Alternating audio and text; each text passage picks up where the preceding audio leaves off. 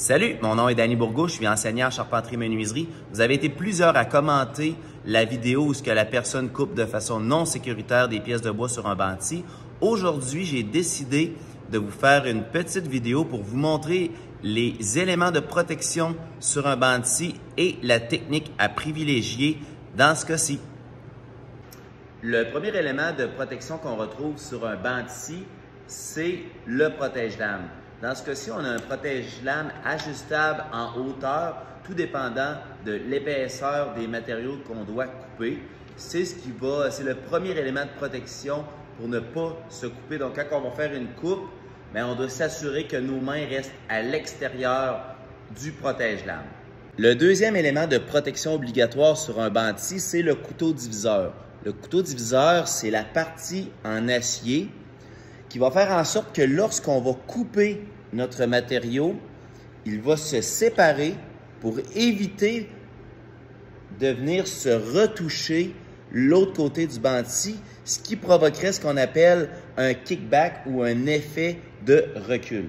Le troisième élément de protection, c'est le doigt anti-recul. Il y en a un de chaque côté du couteau diviseur. C'est une pièce en acier dentelé qui va faire en sorte que lorsque notre matériau va passer sous le doigt anti-recul, il va être agrippé, ce qui va l'empêcher de revenir par en arrière, le fameux kickback que je vous parlais, et de se blesser.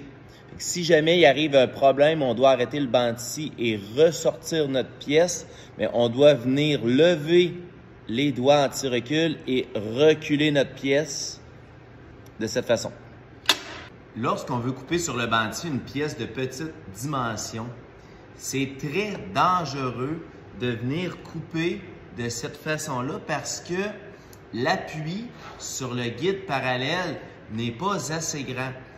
Ce qui va faire en sorte que lorsqu'on va couper, si on n'est pas stable et que tout en coupant, on dévie quelque peu de notre trajectoire, le morceau devient de travers, en étant de travers, devient plus long et pris entre la lame et le guide parallèle, ce qui va faire en sorte qu'il va boum, revenir sur nous comme ça et c'est très dangereux de se couper parce qu'on ne sait pas de quelle façon le mouvement va revenir vers nous. Quand on a plusieurs pièces à couper, on va utiliser le guide de coupe transversale. Donc, on va l'insérer ici dans la rainure. Et encore là, je vous fais une petite mise en garde parce que ce n'est pas la façon de faire. Encore là, c'est dangereux. On va venir s'appuyer sur le guide parallèle et on va avancer. Il ne faut pas utiliser cette technique-là parce que lorsqu'on coupe sur un banti, notre pièce de bois ne doit pas toucher deux guides en même temps.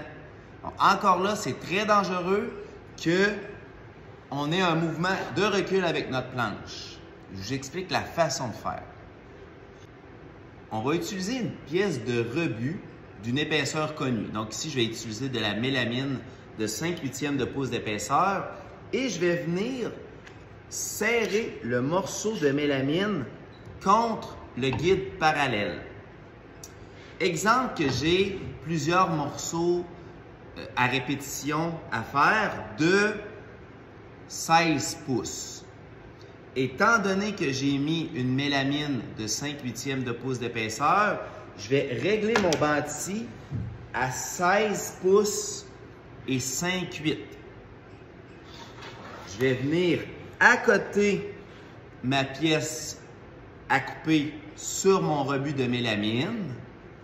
Et lorsque je vais avancer et attaquer avec la lame, je vais avoir un dégagement entre mon guide parallèle et ma pièce, ce qui va faire en sorte que s'il y avait un léger mouvement, la pièce ne serait pas projetée par l'arrière parce qu'elle aurait la liberté de mouvement gauche-droite comme ça.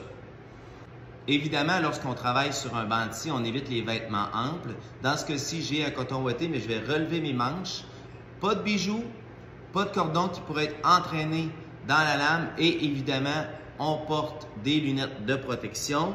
Je suis maintenant prêt à couper ma pièce tout en gardant mes mains loin de la lame.